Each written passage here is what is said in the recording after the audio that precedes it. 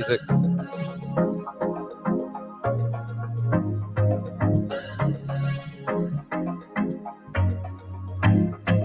What's going on, sports and pop culture fans? My name's Mike Jimenez, and this is the Alamo City Sportscast coming at you from the Alamo City, San Antonio, Texas, West Side represented, but also the Northeast side will be represented today too, because it is Tuesdays with Teague. We will have Carolina Teague with us momentarily. Joe Garcia producing today's show. Dude, I got to tell you, man, we have a lot to get into today. Lots of sports topics, lots of pop culture topics as well. But before we get into that, dude, I am just winded right now. Were you running? Well, first of all, I've been working out a lot. I was at the gym yesterday. It is spring break, apparently, because I went to Planet Fitness yesterday, and it was more crowded than New Year's Day. Every single machine, every single treadmill, everything was taken last night. I managed to get a workout in somehow, some way. Did a 3.5 mile walk as well. Did 5 miles the day before that. So trying to get back into it, trying to get into the, summer's coming around the corner, man. I got to lose a little bit more weight. I am down 15 pounds since I've lost 15 pounds in the last 15 months. So it's your hot girl summer coming up. Hot girl summer, effing cute Mike summer. I really want to get down. God. I want to get down, say, 15 more pounds, and I'd be like happy. I'd be ecstatic, man, bro. Just as long as you don't walk around no Speedo, man. No, dude, not. I'm not European at all, but man, you could be part of the show if you want to be part of our YouTube stream. We're exclusive on YouTube right now. We get going around 10:15. Go for about an hour, 15, hour and a half, but it's not dated. So if you're listening to this on a podcast or you're calling us up later on in the day, we're not going to date the content. We're going to make it so that you can enjoy it as though you were listening or watching in real time. Again, Carolina Teague will be with us in a moment. But another reason why I'm winded is because getting up in the morning, I typically wake up 6:30, right? But because of daylight savings this past weekend, it is still dark at 7:30 in the morning. And I'm having a hard time waking up because there's no sunlight out there. Yeah. And I had meetings this morning that were supposed to be on at 8 o'clock this morning, some Zooms. Like, no, man, we got to push that back because the sun's not out. Like, sun's not out. I'm not waking up. And it was frustrating this morning, but finally got things going, got revved up. To me, my body's telling me it is 9 o'clock. It'll change a little bit. I mean, right now it's still, the sun isn't up yet, right? Yeah. Because things still have to transition from, fall or winter over to spring, and spring's already here. It's going to take another couple weeks, and then it'll start, the sun will start coming up. Things will be a little bit better for you, but it's kind of rough, especially when you transition from losing that hour's sleep, bro. It takes about a week or two before everybody gets used to it. It is nice having the sun out a little bit longer at night, though. That's the thing. I like it during the summer. I hate the fact that it's 105 degrees during the summer, but I like the fact that it's still light at like 8:30 p.m., 8:45. That's pretty nice. Look at Chris Leha. This shit has me laughing, dude. Y'all leave the house when the sun comes out. Like I said, man, why am I waking up when it's dark? I'm not a farmer. Shout out to Chris Leha, dude. He's the hardest working man here in San Antonio. That motherfucker getting up like 3 in the morning, 4 in the morning. Now, my commute for work, by the way, is I roll out of bed, I pull the laptop out, and I start talking to people. Although I do have a trip on Friday, so we may need to have a guest host on Friday because I had a client meeting that popped up in Corpus Christi. Okay. So a little FYI, this is my last day being 46 years old. I turn 47 tomorrow, so my birthday is tomorrow. You sure about that? I'm sure. I've been saying the wrong age the entire year, but I turned 47. That's old man problems, Mike. That's old man problems. You forget. I don't know, man. I just didn't do the math correctly, I guess. But carry the one. Trying to figure out what I'm going to do for my birthday. People have reached out to me asking me what I'm going to do, and that's nice. I know tomorrow my family and I are going to have a brisket dinner with my parents and my sisters and whatnot. I'll be spending the day with my kids. We're going to go to SeaWorld and enjoy the day. But when it comes to like, what am I going to do this weekend? That's the thing. I've had a couple of people reach out, say, hey, what are we doing this weekend? So something will go down Saturday night. That's what I'm thinking. Friday night, I might stay out in Corpus because if I'm going to be out there already doing business, I have friends that are out there, so I might just stay. But I saw a question on Twitter, by the way. Speaking of Twitter, I'm at MJ Acquired Taste. Joe Two is at Shots. Two Shots Podcast. We have our Baddie Brackets, or as Fernandez calls them, March Badness, Hashtag March, coming up. March Badness. And the poll is out, and I released the poll about an hour ago, and already people are responding to this. And I kind of pictured you, Joe, opening up several burner Twitter accounts to vote for your girl, BB Rexa, because the question is, again, March Badness or the Baddie Brackets. We're trying to determine who's the hottest celebrity of 2024, female celebrity, not, what they look like in 1995, but 2024. Okay. There's not going to be the whole, career achievement award. Okay. Yes. It's today. So we have out today the brackets for the singers. Now, last week we had the brackets for the old school crushes. We had some for the quirky girls, and a lot of the interesting ones like Tiffany Amber Thiessen advanced, and Lacey Chabert, I believe, advanced. Yeah. And Zoe Deschanel, that was surprising. No, she got the axe. I know, man. that was surprising. That's her bracket. That is her bracket. I mean, but see, that's the thing. If this had been in 2015, us doing this, a New Girl was out, she would have advanced easily. But right now, the singers bracket is interesting because in one pod, again, the top two vote getters advance to the Sweet 16. One pod, we have Beyonce, we have Shakira, we have Selena Gomez, and a new one that I put in there, SZA. I saw that. Now, maybe I should have done Megan Thee Stallion, but they're both kind of same vibe. I like it. So again, that's one pod. Top two are going to advance. In the other pod, it's a slugfest between Dua Lipa, Rihanna, Casey Musgraves, and BB Rexa. I'm going to show the bracket right now and the live results that are going on. So right now we have Dua Lipa that's beating the singers bracket, or leading the singers bracket for her pod at 45.5%. She's kind of running away with it. Then you have part two, and this is going to be the singers bracket: Beyonce, Shakira, Selena, SZA. Shakira is running away with it, and I think I know why. Like I told you, our boys have a certain type here. Yeah, they have a certain type. Again, we either like mature Latinas with big butts or young girls with big boobs. That's basically young white girls with big boobs. That's basically. Dua Lipa don't have a lot of. Dua Lipa's different though, man. Yeah. Dua Lipa, what is she? Albanian? She's got. She's. It don't matter. She's white, but she's not white. She's ethnic of some sort, right? Some sort of. I got to figure out what it is, but she has a look to her. She's just extremely sexy. That's what it is. Yeah, we do have CT on standby now here. Okay, so again, Baddie Brackets, go to MJ Acquired Taste or Two Shots Podcast. He's retweeted it. We can vote on that. And before we get into it, it's going to piss me off if I don't know Dua Lipa's ethnicity. Let's see here. Dua Lipa is from the United Kingdom. She's Albanian. Okay. Albanian. So she's got some ethnicity in her. We've had people reach out to us saying that they're afraid of the Sweet 16 because they don't want us to. A guy named Mike goes by Mellow Velo on there.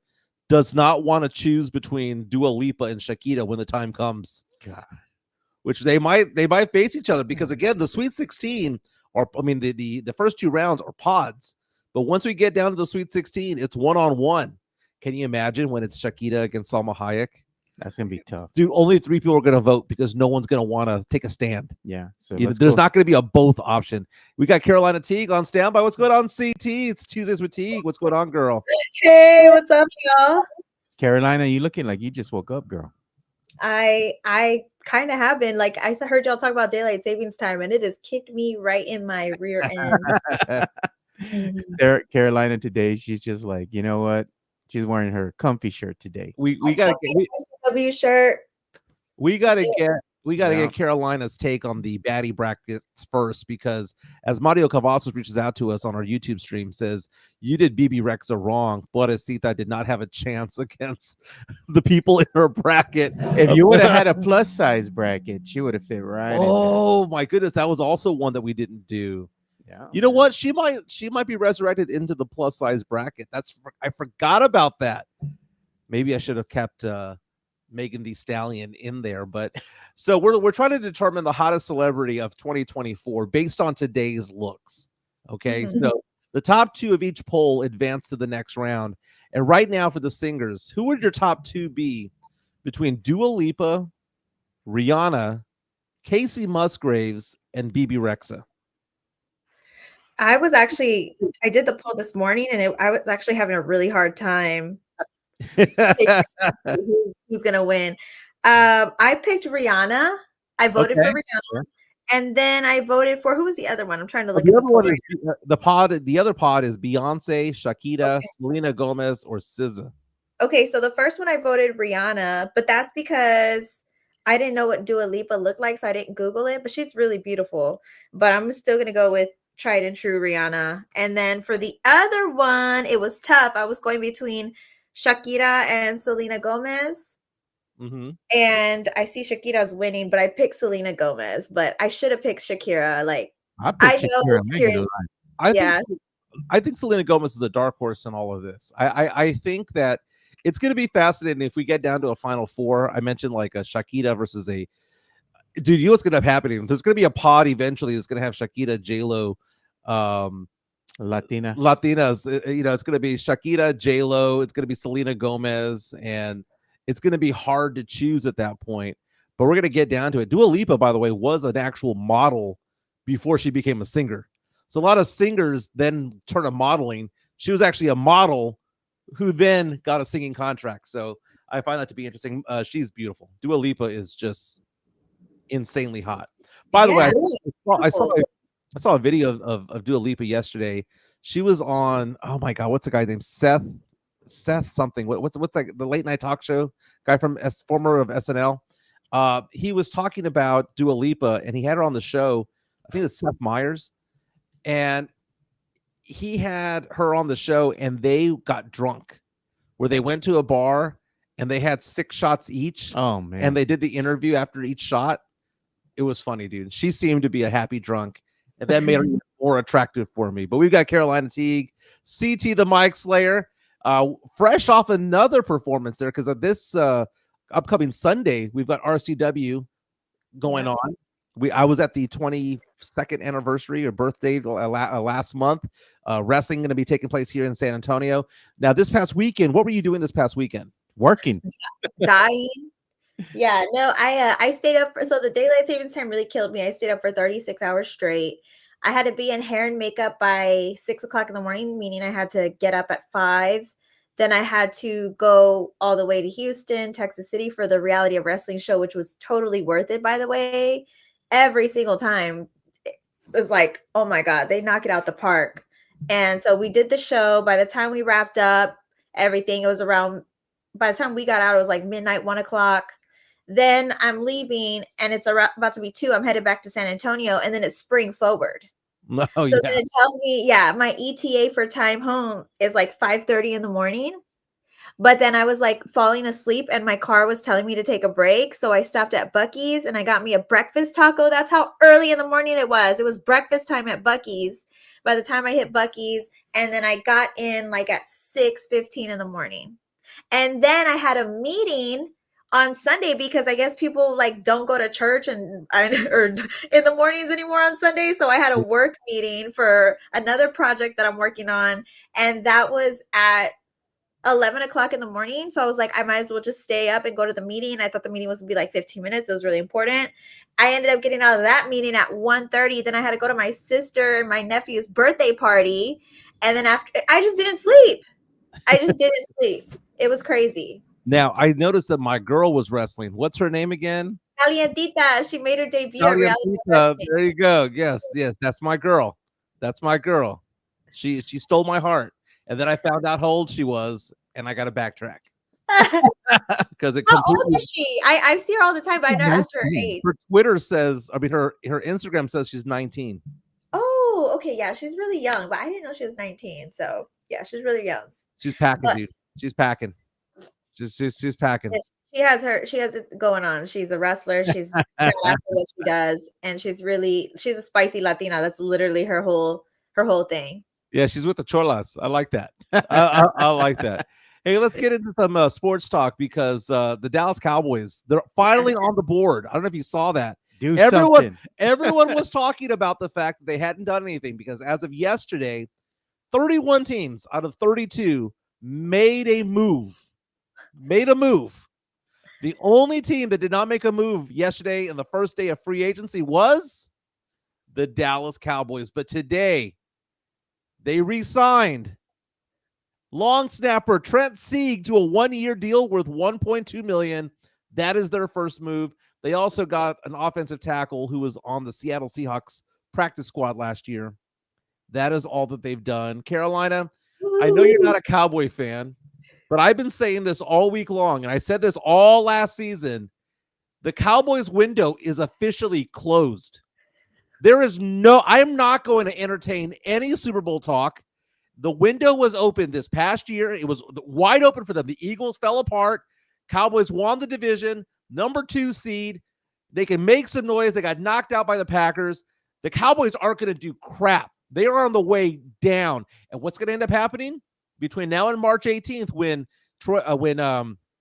Dak Prescott is due us a roster bonus, they're going to re-sign him, and it's going to be for $60 million, and that's going to be the final nail in the coffin.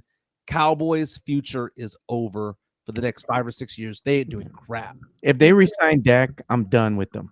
But they kind of got to. I'm done with them. I already told you they're going to be my Sancha team this year. Carolina, $60 million for Dak Prescott. Good deal or no? I mean, no, because right now they only have $2 million in cap space. They need a running back. And I'm thinking they're probably going to draft a running back this upcoming 2024 draft is kind of where I'm going, because they got rid of Tony Pollard, and then everybody thought they'd probably make a big splash, but you can't make big splashes when you don't have any money in cap space. If you only have $2 million, what can you really do? So this whole narrative that Jerry said that they were all in this upcoming season, it's all a bunch of blowing smoke up everybody's asses, honestly. So I don't expect the Cowboys to really make much of a big move. And if they re-sign Dak, that's just going to hinder how much money that they're able to put into the team in the future. So they could easily free up that $60 million if they don't re-sign Dak. And well, if they don't re-sign Dak, it doesn't get recouped until next year. So it's still $60 million that they can get next year. Right. So they'll have to do a hard reset like the Denver Broncos did with an $83 million cap hit because they got rid of Russell Wilson, who's now with the Pittsburgh Steelers. You mentioned Tony Pollard. Tony Pollard signing a 3-year deal with the Tennessee Titans. That means Derrick Henry's gone from there. And a lot of Cowboy fans are there saying, well, we can go get Derrick Henry. With what money? With what money are they going to do that? And beyond all that, to add insult to injury, who did the Philadelphia Eagles get yesterday? The Eagles signed Saquon Barkley away from the Giants. Yeah, that was a big one. Tiki Barber, former Giants running back, went on Fox News yesterday and said, Fox Sports rather, and said Saquon's dead to me. Yeah. You know what? Saquon clapped back though. He's like, you just been nothing but a hater since I've been here. So it's like, you don't give a damn. Yeah. Well, here's the thing though. I saw this from Gelkin NFL on Twitter yesterday. Yeah. That the Cowboys were in the mix for running back Zach Moss. And ultimately the price extended past their comfort point. And Moss ended up signing with the Bengals on a 2-year, $8 million contract, which means about $4.5 million a year. So $4.5 million a year is past the Cowboys price point, which is insane. That is insane. And what this is basically saying right now is RB1 for the Cowboys is Rico Dowdle. And a lot of Cowboy fans might be upset about that. Gonna be honest with you. I like Rico Dowdle. I like him a lot. I think him, and when they had Malik Davis, I thought that was a pretty decent combination. They're going to test the theory as to whether or not a running back is actually needed, a star running back. Because remember back in the day, the Cowboys were overpaying Zeke Elliott, and then they had Tony Pollard on a franchise tag, which means he was overpaid. They're going to run with a Rico Dowdle type of backfield and see if they can get 80 to 90% of Pollard production off of somebody making a fraction of the cost. The problem is that the savings isn't going to improve the roster anywhere else. The savings is going to pay for Dak Prescott, who is the king of just junk stats. That's all that he is. The king of junk stats. Yes, he was the runner-up when it came to the MVP last year. But, I mean, come on, man. He's not the second best quarterback in the league at all. But Rico Dowdle, are you a believer?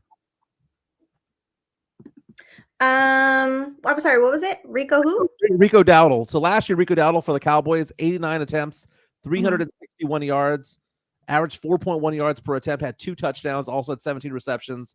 Do you think that this kind of guy, a Rico Dowdle, could be the star running back for a team making a run in the playoffs?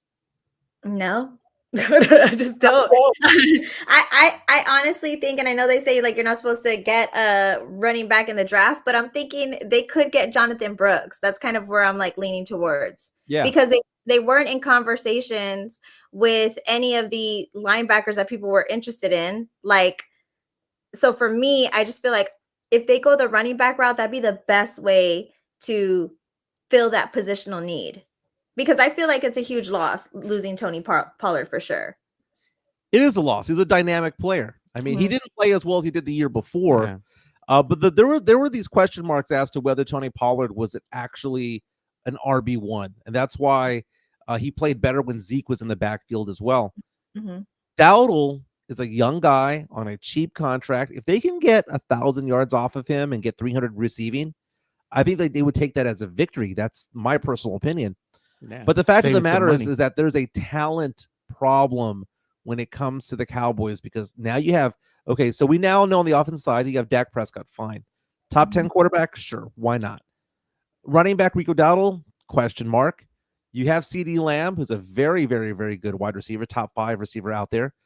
Tight end, to me, still up in the air. They have a lot of talent at tight end, but still up in the air as to whether one of them is elite or not.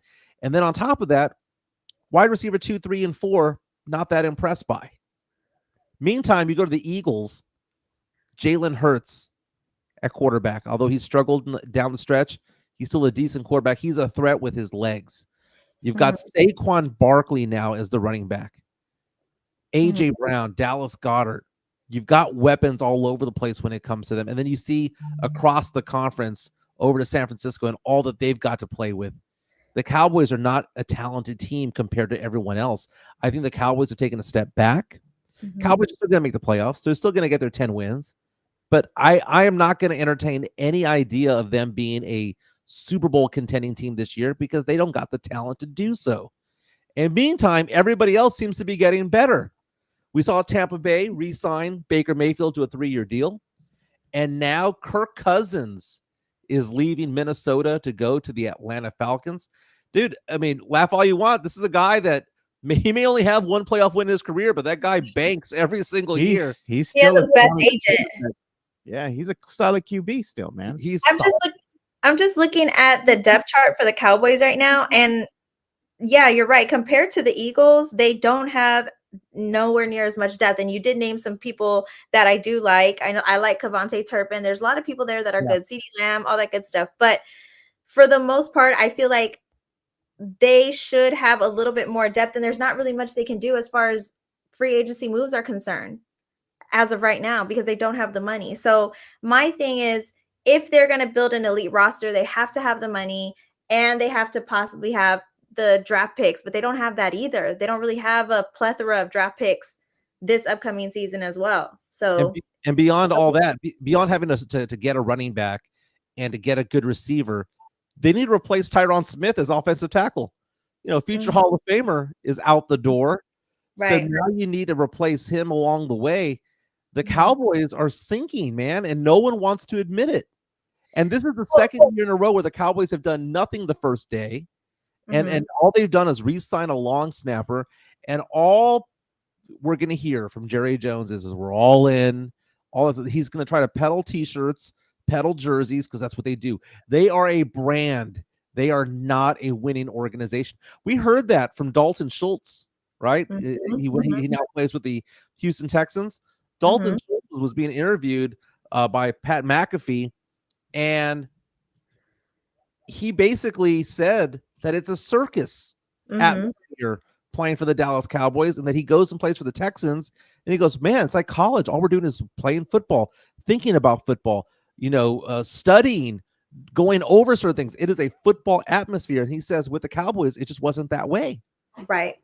And also too, like even the stuff, like to me, that was a little bit alarming is that they just lost their OT, right, with Tyron Smith. But for me, it was a little alarming on the offensive line day at the combine that a lot of people that the Cowboys were quote unquote interested in or should have been interested in hadn't been interviewed by the Cowboys. They never met with Jackson Powers Johnson, the center from Oregon. And everybody thought that that would be a good pick for them. Because he could probably move down the line at the draft. That'd be great for the center position that they were needing. Then Olu, who did great at the combine from Penn State as OT, he also said he never met with the Cowboys. Longhorns offensive tackle Christian Jones said he didn't meet with the Dallas Cowboys either. It was an informal meeting, not a formal one. So there's, and Joe Alt also too. I mean, he also didn't meet with the Dallas Cowboys. The only one offensive tackle that they met with that I was aware of was Amarius Mims, which is probably going to be one of the higher picks as an offensive tackle. But for me, it's like, if you have these positional needs on the offensive line, as far as like center is concerned or an offensive tackle, why aren't you interviewing everybody that you can possibly get, especially somebody who might move down the draft, like Jackson Powers. I feel like for me, that would show that they're interested in kind of making moves, whether it's through the draft or whether it's through free agency. But not only have they been quiet as of yesterday, they're also not really talking to people as well for the combine. So I'm like, what is their plan? What are they gonna do?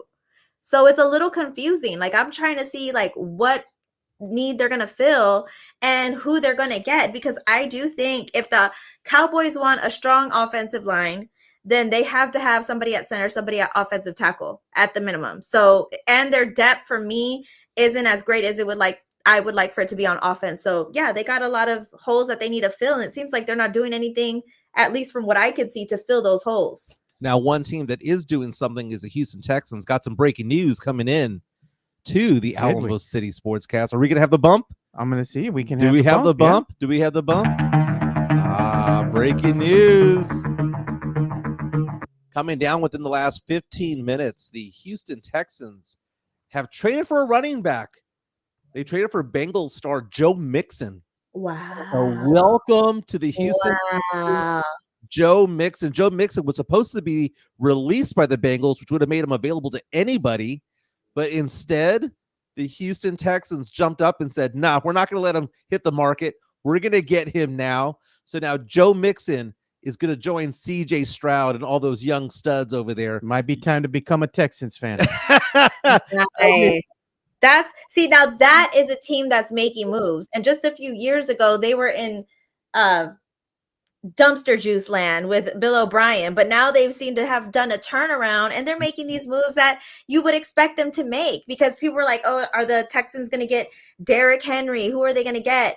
And to sign Joe Mixon, that's a big deal. So out of the Texas teams, the only team that seems to be giving a shit, it seems like, is the Texans, which is crazy, because if you were in the playoffs and you're trying to build a championship team, like these type of things are kind of important. And like I said, the lack of things that I'm hearing from the Cowboys side is just, to me, a little bit odd. I don't know what's going on. And it's a little confusing. Yeah. Call it like it is. It's a shit show. Joe Mixon, a former Pro Bowler, 27 years old. Last year had 1,400 all-purpose yards, 1,000 on the ground, basically 400 through the air.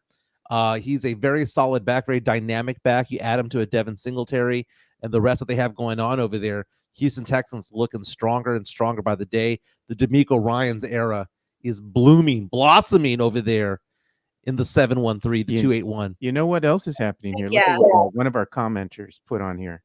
Charlie Hernandez. The Packers got better with Josh Jacobs. Yeah, they did. And Mike Jones is saying Lions, Eagles, or Packers will win the NFC next year. No lies detected. And Aaron Jones made his way over to the Minnesota Vikings. So that's going to be an interesting dynamic right there.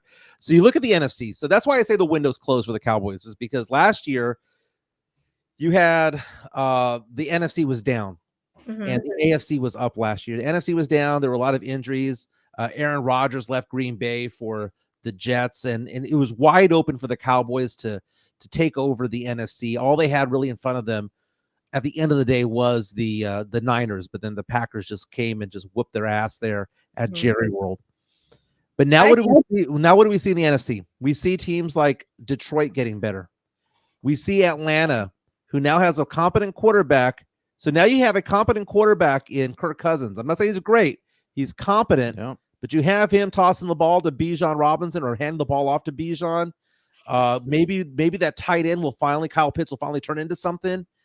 You've got the fact that the Rams are getting healthier. When healthy, are a good team. Mm-hmm.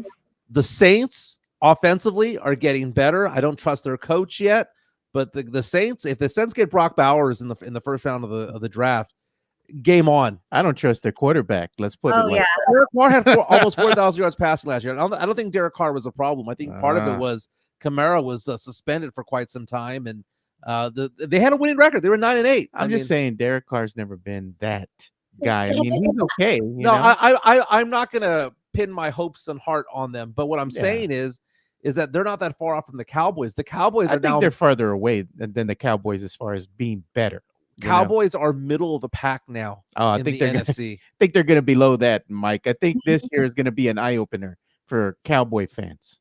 Yeah, I think this is a 9-8, 10-7 team at best. Yeah, this is it is going to be an eye opener for them. And speaking of Josh Jacobs, that was a huge move that the Packers made, getting him, because that's one of my favorite players in the NFL. I think the Bears could give the NFC North a run for their money if they draft Caleb Williams and they draft a rookie wide receiver at number 9, or trade with the Raiders at 13 and still get a wide receiver, because it's the deepest wide receiver class we've seen in a long time. And I really want the Chicago Bears to get Danielle Hunter as an edge rusher, because I feel like if they add him to pair with Montez Sweat, I'm saying Josh Jacobs is incredible, but it could give them a run for their money. So I'm excited about everything that's been going on in the free agency and what's going to happen in the draft. I just can't wait to see how these teams pan out. But it seems like you guys said, the Cowboys suck. They haven't done anything. Those are the only ones. Like, I would hate to be a Cowboys fan right now, doing absolutely nothing. Look at this. Is funny, Mike. Yeah. Charlie Hernandez says, that's it. I'm jumping ship from Cowboys to Texan fan. And Noah Pettis says, nah, we don't want Cowboy fans to bandwagon. Yeah, no. Is it acceptable though? Is it acceptable? Can you jump from a Cowboys fan to a Texans fan if you'd like? Socially acceptable. Our friend Matt Lerma says, "What's good, guys? How y'all doing? We're doing good, Mike. We're doing good. We haven't no Spurs talk yet, though. I mean, we're 40 minutes in, and we're not talking any Spurs. Yeah, we're not talking about. Well, the NFL is way more fun right now, anyway. Yeah. So. It is, and Noah reminded us that Devin Singletary actually left the Texans yesterday, so it's not going to be a backfield of Joe Mixon, because Devin Singletary is now a member of the New York Giants, who's going to replace Saquon Barkley. Look at Jonathan C. The Saints should sign Shane Footsteps Falco. There's lots of movement going on. Looking at the Texans right now, they got Joe Mixon from the Bengals as part of a trade. Cannot be made official until tomorrow. They re-signed Dalton Schultz to a 3-year deal, $36 million. They signed Danico Autry, a defensive lineman. They got 3 cornerbacks, including Jeff Okudah, who was a top 5 pick overall just like 4 years ago. They got him as a cornerback, and then they re-signed their kicker Fairbairn. The Texans are making moves, and I'm looking at the Cowboys. This is according to NFL.com when it comes to the tracker. The Cowboys, it's blank. Dude, show me the screen. Show my screen. God. When it shows what has each team done, it is literally blank. Well, we ain't done shit. They signed horrible. They signed a long snapper, apparently. They re-signed a long snapper that was already on the team, and they picked up a offensive tackle that was on the Seattle Seahawks practice squad and is in his early 30s. You know why the Cowboys haven't done nothing? They don't do nothing anyway, but this year they can't even do anything because they ain't got no damn money. And it's going to get worse. By the way, your Chicago Bears there got DeAndre Swift. Pretty good deal there. 3-year, $24 million deal. Your thoughts on DeAndre Swift's talents going to the Windy City? I'm just happy about our team making moves. That's the whole thing. They had about, I think, $80 million cap space. So they have a lot of room to make a lot of changes. Plus, they kind of like lucked out and got a lottery ticket with getting the number 1 pick too. So they have tons of options that they can do. They can get Caleb Williams, they can get or keep Justin Fields and maybe get some more picks in the draft with that number 1 pick. I doubt that's going to happen, but the Bears have been making me really proud lately for the moves they've been making. But I really want to make sure that this team, they didn't have a bad record, but the NFC North is really strong. I do think they have a lot of potential to grow and get so much better next year. And I'm actually really happy with what Ryan Poles is doing as a GM. And I do think they have potential to be a playoff caliber team really, really soon. Like I said, I think the most depressing thing for me about this whole thing is I was expecting the Cowboys to at least do something, but their hands are kind of tied, and that's kind of what's bothering me the most, because we live here in Texas. You want to see what the Cowboys are going to do, and they just are not doing anything at all. And that's kind of the weird part. That's kind of the thing that's kind of making me sad about this. If whole anyone thing. knows disappointment, it's CT being a Bears fan. You know, Yeah, that's how we feel. So it's interesting that the difference between the NFL and the NBA, because the NBA, you have the draft and then you have free agency. In the NFL, you have free agency and then you have the draft. And I like it this way, because then you can know what do we need to fill out when it comes to the roster. The ripple effects of all the signings go into the draft, because if you've picked up a certain player, for example, the Texans getting Joe Mixon today, they don't have to go get a running back. They got one, so it affects things. USA Today has now come out with, just this morning, a brand new mock draft based on all the things that happened yesterday. And they're saying that their changes are being made. Now, they still believe the top 3 will be quarterbacks. They believe the Bears will get Caleb Williams. Jaden Daniels going to the Washington Commanders at 2. Drake May the quarterback going to the Patriots. Marvin Harrison Jr. of Ohio State going to the Cardinals. That's the belief. And they believe that the Minnesota Vikings will jump up and go after J.J. McCarthy, the quarterback from Michigan, who, by the way, was projected to be a second rounder. His former head coach Harbaugh, was out there saying that this guy is a top 5 talent, has been advocating for him. McCarthy did well at the combine, and because of that, he's skyrocketing right now, and Minnesota might have to take him now that they've lost Kirk Cousins. Giants taking Malik Neighbors, according to USA Today, the stud receiver from LSU. Now, as far as other teams of note, 14, they have the Saints taking Byron Murphy out of Texas, the defensive tackle. And I'm looking for the Texans here. The Texans at number 23 would go after Jared Verse, defensive end from Florida State. And the Cowboys having to do the boring thing, but the important thing, which is go after a tackle. And it's Tyler Guyton of Oklahoma, they believe, is who the person that they'd go after, because, again, Tyron Smith is no longer going to be with the team. They definitely need a tackle. They do. And dude, I'm sorry, man. The Cowboys are not in anymore. The window closed. The window closed. That window closed when they re-signed Dak. I mean, come on. Well, they need a tackle. They need a center. I think they need a running back. I mean, there's a lot of things that they need. Throw up the whole damn team. You don't believe the Rico Dowdle era? Come on, Rico Dowdle. He's the guy. Okay, y'all can make him y'all's guy. Y'all can make him y'all's guy. I mean, if he has a breakout year, great. But I don't know. We'll see what happens. So now that we got this straight, the Cowboys are all in, but they haven't signed anybody, but they've hemorrhaged Tyron Smith and Tony Pollard. That's where we are. They've hemorrhaged those guys. Okay. We're all in. If you were a first round loss last year and you're worse now, talent wise, and everyone else has gotten better, I don't see it. What do you think is going to happen? They're in an easy division. We can't say they're not going to make the playoffs or whatever, because it's too soon. We don't know what moves they're going to make.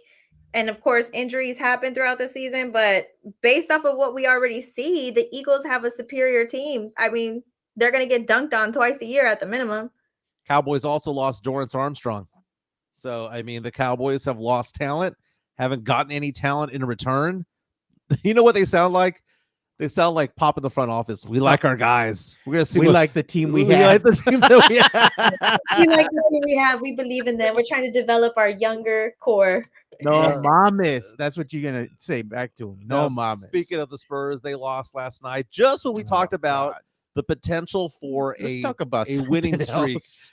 Just when we thought that the Spurs could actually get their first winning streak since 2022, they lost to a team that they beat 2 nights before. They lost to the Golden State Warriors 112-102. Welcome back, Victor Wembanyama. He was back on the team yesterday, coming back from an injury, rolled his ankle a couple of games ago. 27 points and 14 rebounds. Sohan had 9 points. Champagny had 9. Devin Vassell off night shooting. Well, it's kind of weird. 5 for 8 from 3, 0 for 6 from 2. Had 17 points last night. Keldon had 16. It was just a sloppy game for the Spurs. What did Booty Crumbs Collins have? What did he put in? Zach Collins actually had a decent game. Played 17 minutes, 10 points, 10 rebounds, made 5 out of 8 shots. Not bad. Not bad. Still Booty Crumbs. He knows he's going to get that. He's going to get that bank at the end of the year. Malachi Branham came down to earth. He was 1 for 8, missed all 4 3-point attempts. He had been on fire from 3 the last 10 games. Came back down to earth. Spurs back in action tonight, taking on the Houston Rockets without Alperen Sengun, who, by the way, the injury was not as bad as expected. Yeah, thank goodness, man, for him. They wheeled him off in a wheelchair off the court over the weekend.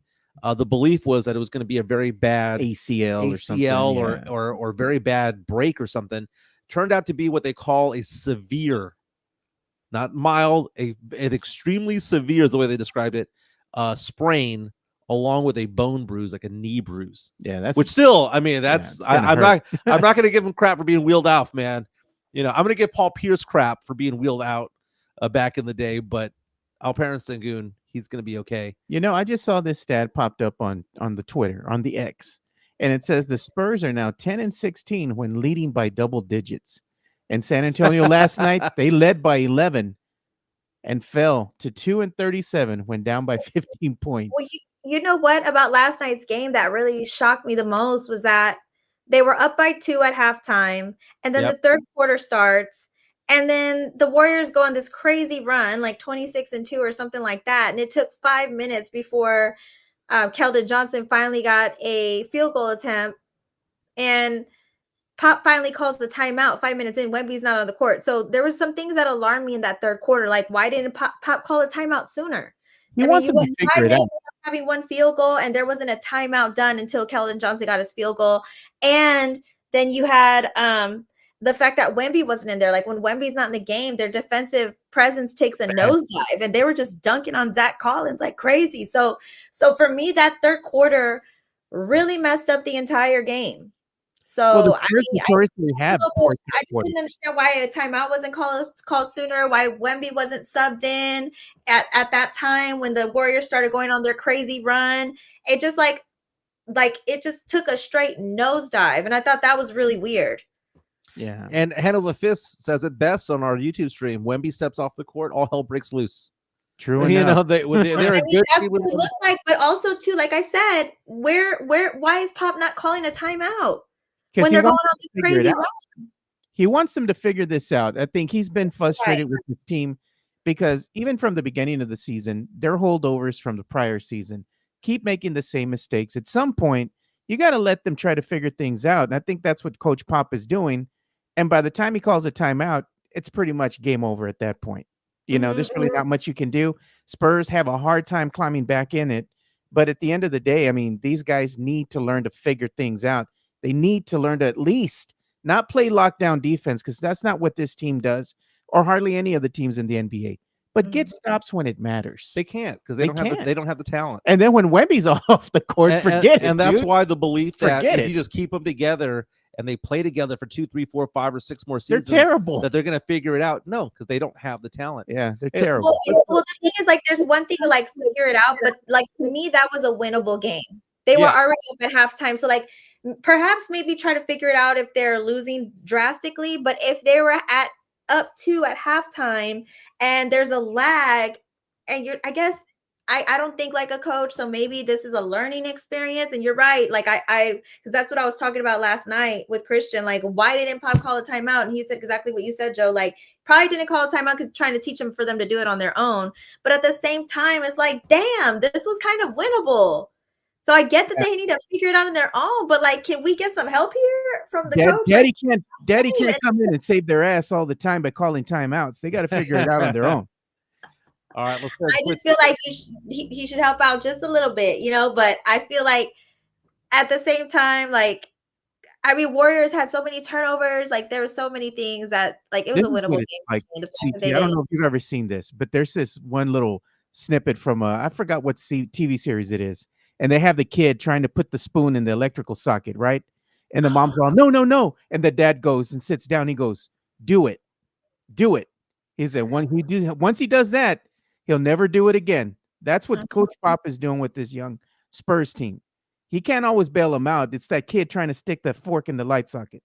Do it. Let him do it, But the thing with Coach Pop is it's frustrating because he lets them do this and they never learn. But that's what I'm saying. Like, it's like the kid continuing to stick the fork in the socket over and over again. Like, okay, now we need to step in and kind of help him out a little bit. Let's just say it. They suck. They suck. They're bad. They suck.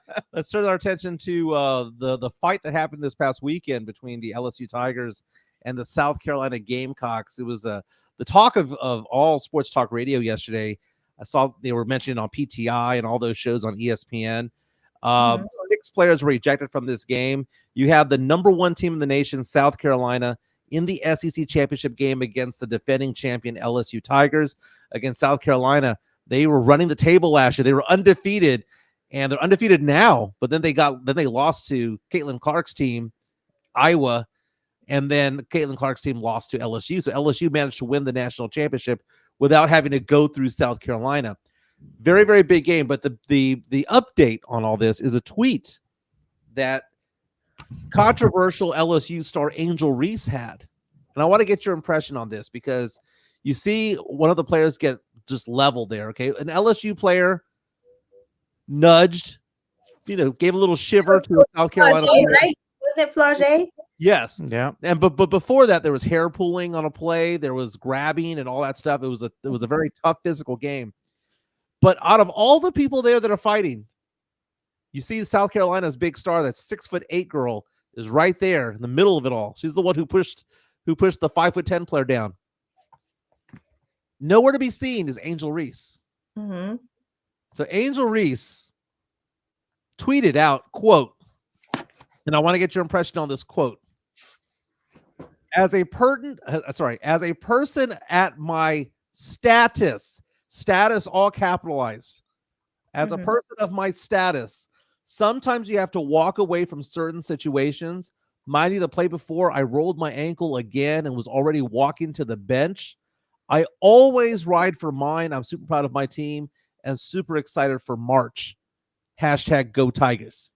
Mm-hmm. Now, that star from South Carolina suspended for the first game of March Madness, right? Mm-hmm. Angel Reese is there saying, someone of my status, someone who is the star of my team, I can't be involved in any of that because I'll get suspended. Mm-hmm. Some people are criticizing her, saying, hey, man, if your team is being manhandled or there's a big old fracas going on, big old tussle going on, that you should be part of it. But for her to say, no, I know that I'm important to my team, I got to go sit my ass back down on the bench and not be part of it. What are your thoughts of her articulating that? She's scared. She's right. She's right, because first she said her ankle was messed up. So the last thing she needs to do is get into a fight. And Angel Reese has said so many times that when other people do things, it's not an issue. But when Angel Reese does it, then she gets called ghetto. Then she gets called, all the stereotypical things that you would call a Black female athlete, because she's doing the exact same thing somebody else is doing. And Angel Reese always gets super criticized by Kim Mulkey sitting her on the bench earlier this season, and people are trying to figure out, is it her grade? She thinks she's too big of a star. Anything Angel Reese does, she's going to get criticized for it.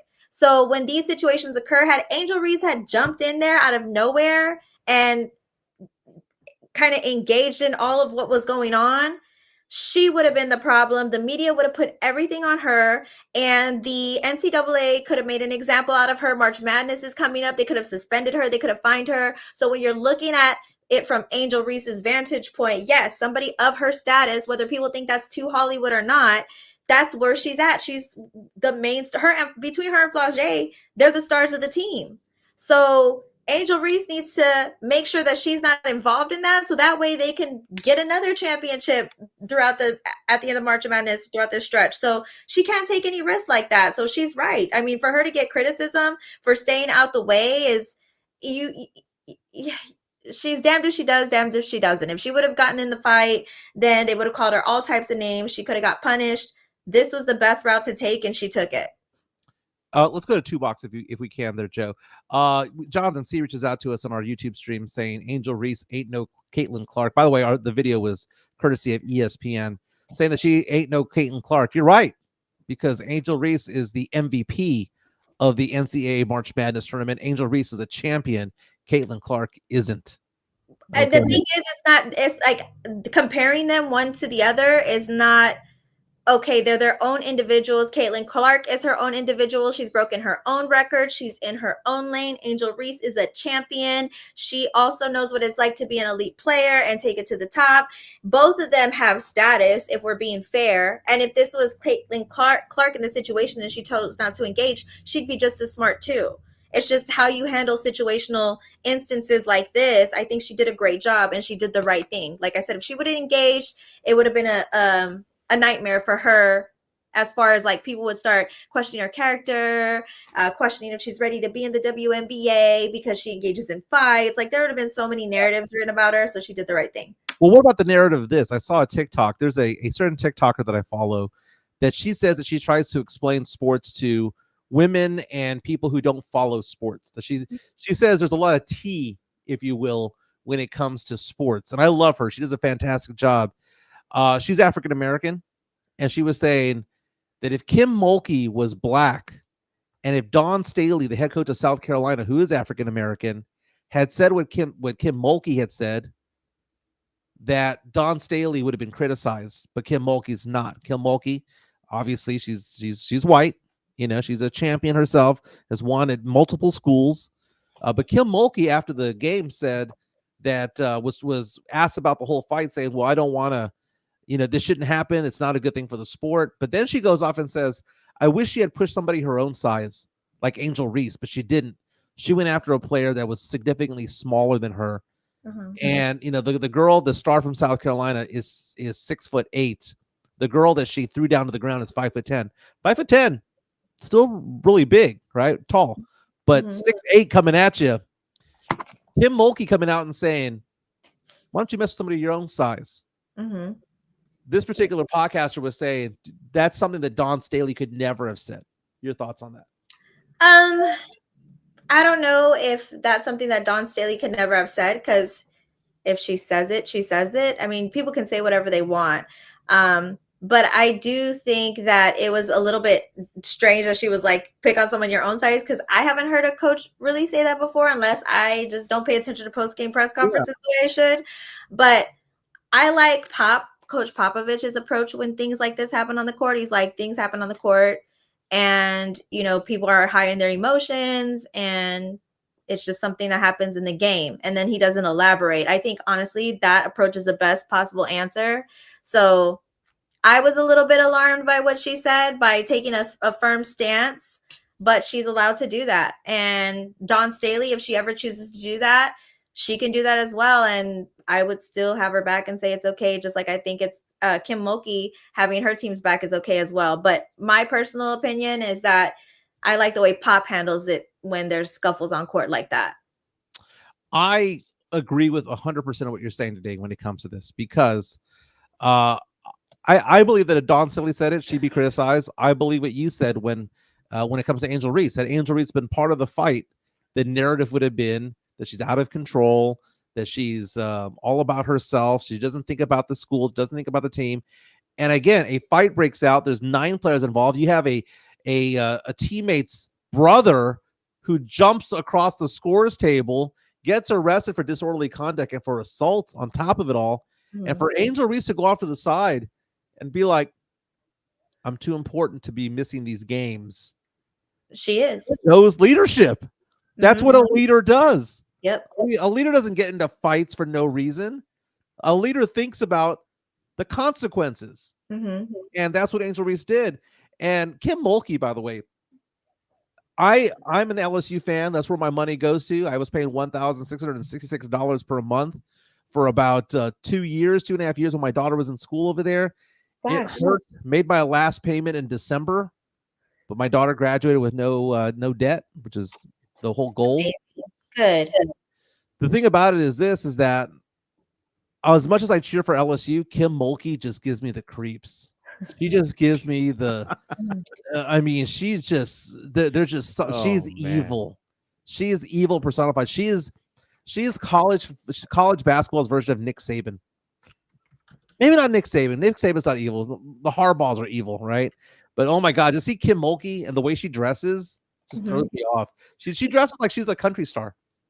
You know what? I think Kim Mulkey, and there's certain people in sports where you either really love them or you really hate them. I think with her, it's one or the other. Like you either really love Kim Mulkey or you are on the other side where you don't like her at all. But I feel like when you feel indifferent about somebody, that's when it's an issue. So you either love her. I'm going to cheer for them. I'm going to hope they get another one because, again, LSU. Hey, I was going to show you. We got something. I don't know if it's entertainment news per se, but I just saw this pop up the other day. And again, I saw it right now being reported by TMZ. What's going on? Dak Prescott. So Dak Prescott is allegedly claiming here, Dak Prescott claims a woman is threatened to go public with a false sexual assault allegation against him if he doesn't pay her $100 million. I'm going to go ahead and show that on the screen right now. Yeah, I read that this morning. And there was a report stating that he was actually going to file suit against her for putting in a false claim against him. So I'm like, okay. Yeah, he's countersuing her for $1 million, saying that it is a defamation and things like that. Now, her people are saying that he says at the very least that they hooked up back in the day. This was years ago. Now, Dak Prescott is 2017, I believe, something like that. Dak Prescott has since, going to become a father in the next few days or so. I see the photos of his Latina girl or whatever, girlfriend, whatever. I don't think they're married yet. But he seems to be on the up and up when it comes to things. I found it interesting because he was very proactive in trying to get in front of this and to countersue. Normally, I side with the let's find out, let's get the facts out there. But when the number's $100 million, that's a lot, dude. Yeah, that's throwing me off, man. That's giving me a red flag of some sort because I'm a girl dad, and I believe that sexual assault happens. I believe that Deshaun Watson was doing shit he shouldn't have been doing. I believe in all of that. So I'm not trying to say that Dak is incapable of that because we don't know who he is, right? But the suit that he alleges that is coming his way it just throws up red flags for me. It just makes it seem disingenuous a little bit. And the fact that he actually is being vocal about this, he's talking about it, countersuing about it. Right as of right now, I'm leaning towards saying that I believe Dak more. I'd probably have to. I don't know the result, man. I don't know, and typically I go the other way. Yeah, I would agree with you in this case. And the thing is, it sounds like an extortion plot.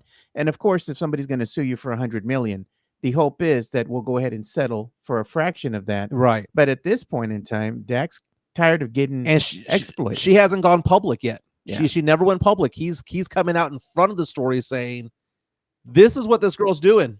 Yeah. She is. So it's not like one of those things where lawsuit filed and then it's about him responding. This is him coming out in front going, "I know that this woman's doing this. She's going to file a lawsuit against me for this, that, and the other." And he's getting in front of it. It's either great PR. I hope he didn't do anything wrong. Yeah. I'm not saying that he didn't, but it just seems to be that Dak Prescott is playing this correctly. Yeah, it does. Because if you, I mean, when you are a star quarterback or just any type of celebrity or rich athlete, people will make up things about you just to as a money grab, and they hope that you settle just to get it out of the way. But Dak is setting an example by countersuing. And that example is, if you or anybody else thinks that you can do this to me and get away with it, it's not going to happen. I'm going to sue you too. And I'm going to try to get money for my lawyer fees. I'm going to try to get money for all the stress you put me through because of your allegations that are false and you have absolutely no evidence. So if that's his approach to teaching not only her a lesson, but as a warning to other people, women or men, who might try to extort him for some money, that's the perfect way to do it. So, I mean, that's the approach you should take, especially if you know that you are right. We'll find out a little bit more. We're also going to find out the paternity potentially of Jerry Jones and the woman who claims that she's his daughter. And he says that he's not her daughter, but she says, but you've been paying my mom for the better part of 3 decades, Dad. So Jerry Jones, we'll find out the paternity soon enough when it comes to it. Let's talk about our Baddie Brackets. Give an update. Again, we're going to try to find out the hottest female celeb. Most people have been okay with my Baddie Brackets, CT. Again, this is just fun. This is just in honor of March Madness, or as Fernandez calls it, March Badness, hashtag March Badness. I've had a couple of people come out and say, isn't this kind of sexist? And my answer to them is, yeah, it kind of is. But that's the whole thing. Guys like looking at girls. But what I found funny is that you mentioned, CT, that you voted on this. Yeah, I did. And I bet you out of the dozens, hundreds of people who vote on these things, I bet you that women are probably 20 to 25% of the voting base. You know what? Oh, you know who also voted? Steph. Yes, yeah, she voted too. So I find that to be funny, okay? Because I didn't say men only. Maybe I should have. I don't know, but we do have female watchers of this show, listeners of the show and the podcast. People come up to me, and they are women. So we're trying to not make this as sexist as possible. Try to make it as classy as possible to determine. Y'all are trying to make it sexist. You guys failed miserably. Just saying. Last episode, y'all were like so sexist, but it was okay. Like, I get it. Y'all are men, but hell nah, y'all failed. Y'all not trying to be sexist. Y'all failed. But the good thing is like the way we look at it, probably like, I don't know how Steph looks at it, but the way I look at it is like, it's just fun. So, I mean, I feel like the way I look at it is like not who's the hottest, but like who's the most beautiful, like who's the best baddie. So that's how I see it. But men look at it differently, like who has the biggest breasts, like, you know what I mean? So it's different. Well, and you know what? I think that Joe's on the right track, that we need to have a big woman plus size. There you go. A plus size bracket. We'll BB may resurrect herself. Yeah, that's what I'm saying. You know what? At the end of the day, all women, all sizes, they all beautiful, man. Hey, man. We all look the same in the dark. That's what I'm saying. Oh, God, Mike. Always makes it weird. CT always makes it weird. Damn, Mike. So here's the thing. We're going to advance 2 into the next round. And again, we're going to do pods for the round of 64. When we get to the Sweet 16, it's going to be one-on-one, woman on woman there. And right now in one pod, we have Shakira leading with 49% of the vote. Now the vote's going to keep going until 9 a.m. tomorrow morning. But Shakira at 49%. You can vote at MJ Acquire Taste or at Two Shots Podcast on Twitter, X. Shakira right now at 49%. Selena Gomez, who, by the way, I didn't realize how curvy that girl was until recently. I think they're photoshopping those pictures. She's getting curvy. They enhanced her a little bit, but she's a curvy girl. Well, I mean, because of her condition, she's gained weight. Yeah, and it's not bad. I don't mind it. I don't mind it at all, man. But it looks bad on BB. No, dude, BB went too far, dude. Man. BB went too far. My. See, I like how Joe has BB's back no matter what. Well, I mean, BB's back in many ways. Okay, so I was trying to tell him that she went from thick with 2 C's to thick with a CK. Okay, she ain't even that big.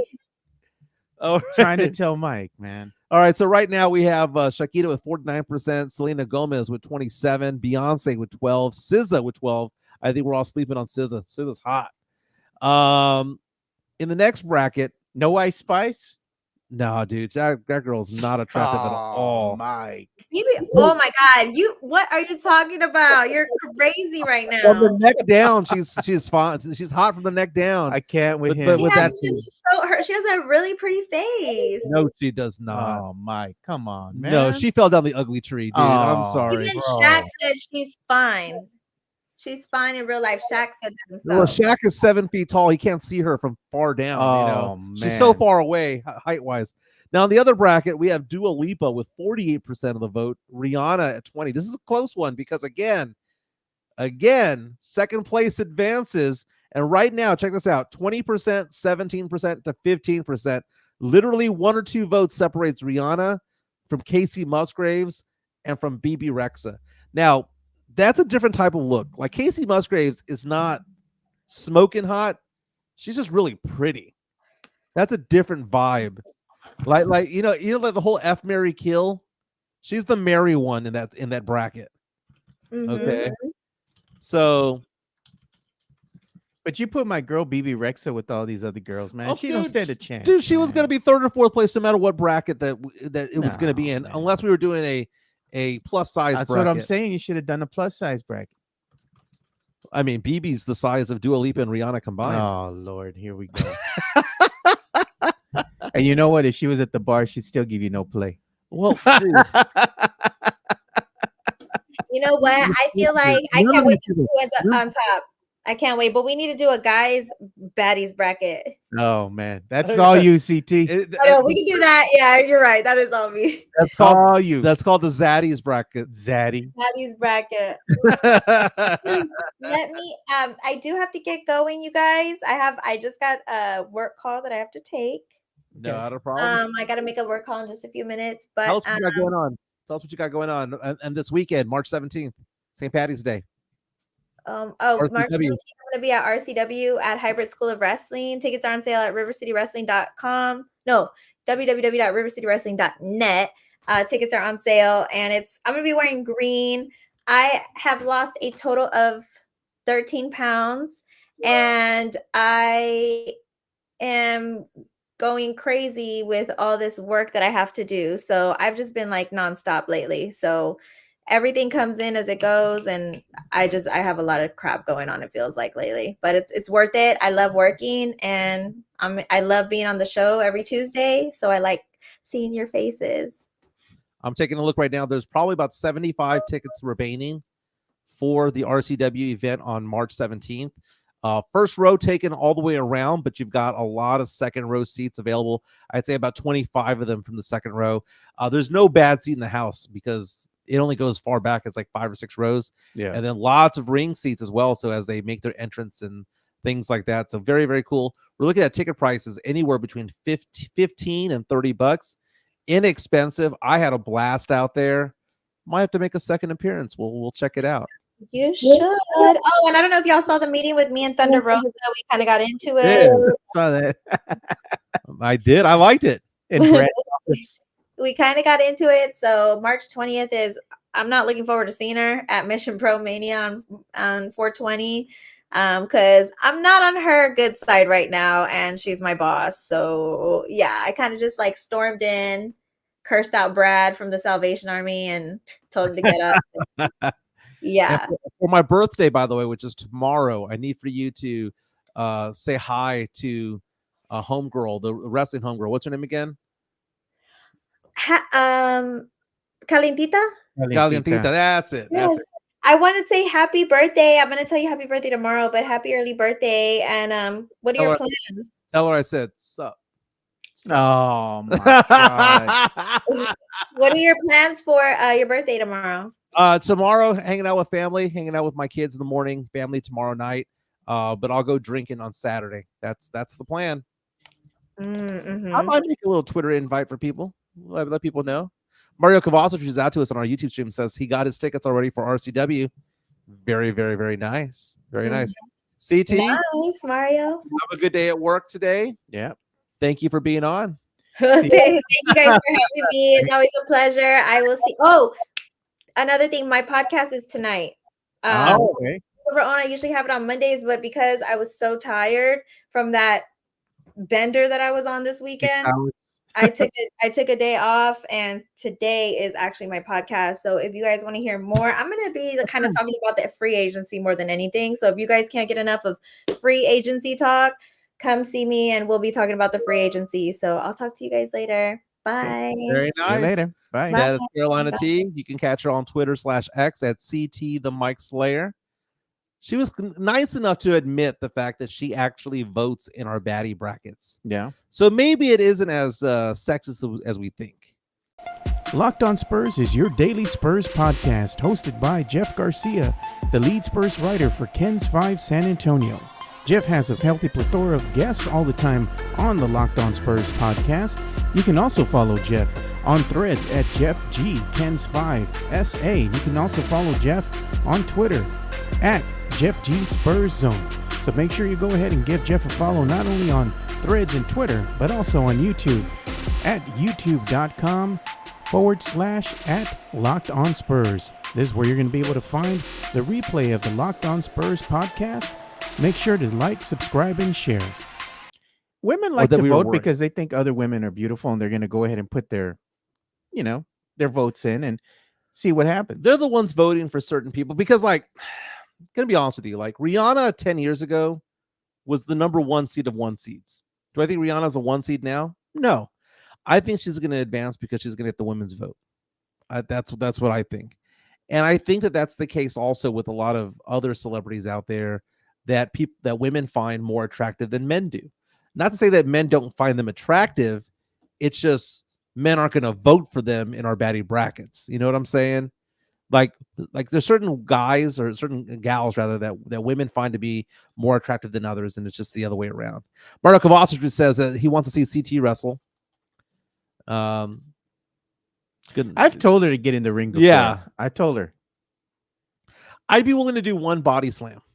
If Calientita can lift me up, she can have at it. I told CT she needs to turn heel, man, and be one of those managers that throws matches. I said, I want to see that happen. Yeah, when the referee looks the other way, yeah, goes in there and starts pummeling somebody, and then gets back out. Yep. Dude, I had a blast at RCW. I enjoyed it more than I thought. I really went to show respect and to support CT, but I was surprised at how much I enjoyed being out there. It was a lot of fun. Yeah, it was a lot of fun. I've gone a couple times already, to some of these RCW matches in the past before CT became the official ring announcer. Now that she's become the ring announcer, I'm always so busy. I don't have time to go see her when she's doing her performances. And it's so much so now that I'm working Sundays, right? Mm-hmm. So I can't go. But if she would have it like on a Saturday or a Friday, I could move some things around to go and see her. It's fun. Yeah. And it's inexpensive. She does a great job out there. She looks amazing. She talks about having to do the losing 13 pounds. Yeah. Because she wants to look her best when she's out there. Nice green outfit this past weekend. She's gonna be wearing green again for St. Patrick's Day. Right now I'm looking at Schefter's feed, Adam Schefter from ESPN, talking about the last free agents that have been signed within the past hour or so. Dearness Johnston, running back, is returning to the Jaguars. Free agent stud Shaq Barrett is leaving the Bucs and going to the Miami Dolphins on a 1-year deal for $9 million. Says that the Falcons are signing former Bears wide receiver Darnell Mooney to a 3-year, $39 million deal, including $26 million guaranteed. Also within the hour, the Bills signed Nyheim Hines, or agreed to terms, the running back, for a 1-year, $3.5 million deal. Tight end Mike Gesicki is going to the Bengals. He was formerly with the Dolphins, and then he went to the Patriots. He's now with the Bengals. Other names, former Eagles quarterback, former Falcons quarterback Marcus Mariota signing with the Washington Commanders on a 1-year deal. So now you have Marcus Mariota and Sam Howell competing for QB1 honors over there. Aaron Jones, the running back, who I got to meet in California during Super Bowl Radio Row a couple years ago, signed a 1-year, $7 million deal with the Minnesota Vikings. So again, the last time we saw him as Cowboy fans, he was running up and down the field at Jerry World. He's no longer with the Packers. Aaron Jones on the move. Free agent kicker Brandon McManus signed a 1-year deal with the Commanders as well. Commanders making some moves. Joe Mixon, again, running back, former Pro Bowler, traded to the Houston Texans. Now, as far as who's what the Texans gave up is still not sure. Running back Zach Moss, who the Cowboys said too expensive for us, signed a 2-year deal with the Indianapolis Colts. And again, Tony Pollard is gone. Tony Pollard is now with the Tennessee Titans. So lots of movement going on. None of it involving the Dallas Cowboys. It's okay. We could all cheer for the Texans next year. Yeah, man. That'll be my Sancho team. I know some places here in town that have Texas gear. Yeah. They're dirt cheap, bro. Dirt cheap. Might go pick me up a hat or something. Very, very nice. Very, very nice. Hope everyone has a fantastic day. Again, don't forget to vote in our Baddie Brackets. Tomorrow is my birthday. I say that I'm going to be here, but if we have a surprise coast tomorrow, you shall see. I want to go to SeaWorld.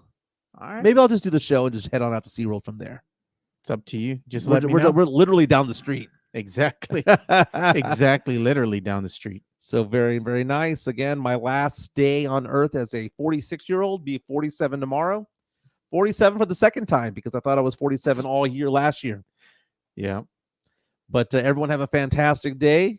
We'll be back tomorrow. Peace. All right. See you guys later. Peace.